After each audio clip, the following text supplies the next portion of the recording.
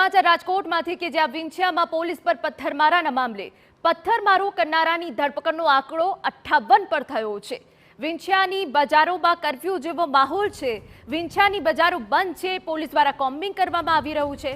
એસઆરપીની એક ટુકડી ઉતારવામાં આવી હોવાની પણ વિગતો છે।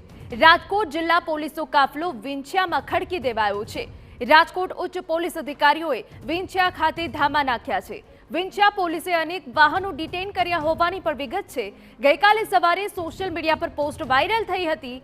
પોલીસ આરોપીની જાહેરમાં સરભરા કરશે તેવી પોસ્ટ વાયરલ થઈ હતી। પોસ્ટના આધારે 12,000થી વધુ લોકો એકઠા થઈ ગયા હતા। તો આપણી સાથે જોડાય છે વિંછિયાથી રાજેશ લિંબાસિયા।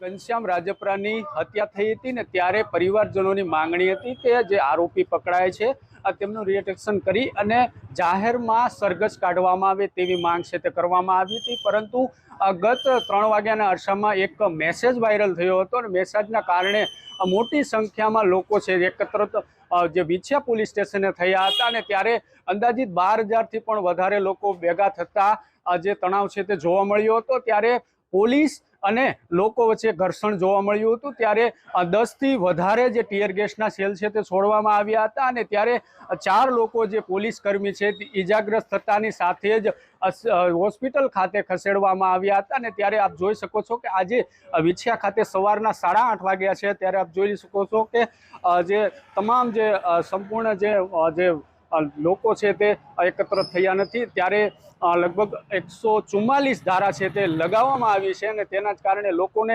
ન ભેગાવા પણ જે સૂચના આપવામાં આવી છે।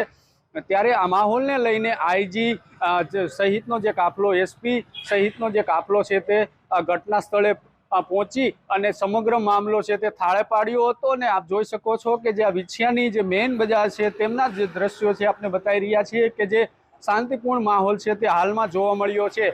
ત્યારે આખી ઘટનાની વાત કરીએ તો જે ઘનશ્યામ રાજપરા હતા અને તેમની પરિવારજનોની માંગણી હતી કે જે આરોપીઓ છે તેમનું સરઘસ કાઢવામાં આવે, તેને લઈને જ જે લોકો છે તે ઉશ્કેરાયા હતા અને ત્યારે પોલીસ અને લોકો વચ્ચે ઘર્ષણ થતાની સાથે જ પથ્થરમારો છે તે સર્જાયો હતો અને ત્યારે જે મોટી સંખ્યામાં લોકો છે તે આવ્યા હતા। અને હાલ વાત કરીએ તો જે પ્રકારે જે અત્યારની માહિતી મળી રહી છે, ગત જે રાત્રિના સમયે 52 લોકોને ડિટેન કર્યા હતા અને હજી આજ વહેલી સવારમાં વધુ 6 લોકોને ડિટેન કરવામાં આવ્યા છે।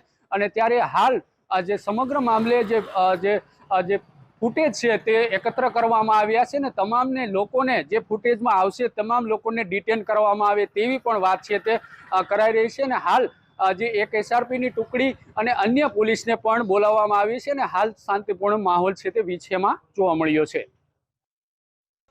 વિંછિયામાં ગેરકાયદેસર બાંધકામ અને લેન્ડ ગ્રેબિંગ અંગેની અરજીઓ કરનારા ઘનશ્યામ રાજપરાની હત્યા થઈ હતી। 6 જેટલા શખ્સોએ સાથે મળી કુહાડી અને ધોકાના ઘા ઝીંક્યા હતા। આ ઘટના બાદ વિંછિયામાં વિરોધ વંટોળ છે।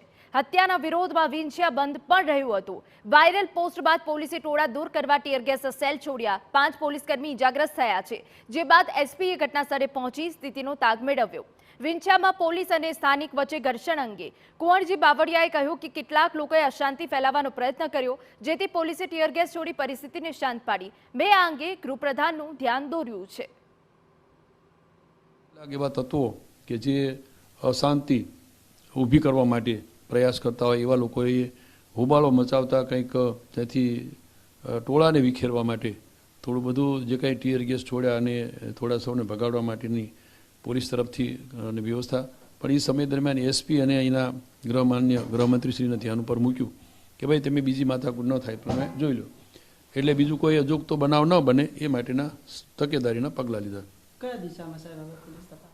એ કાયદો હવે કાયદાનું કામ કરશે, કારણ કે અત્યાર સુધીમાં જે કંઈ એની માંગ હતી પ્રમાણે કરવા માટેનો પ્રયત્ન પોલીસ તંત્રએ પણ કર્યું છે, પણ છતાંય જે કંઈ કાયદો કાયદાની રીતે કામ કરશે।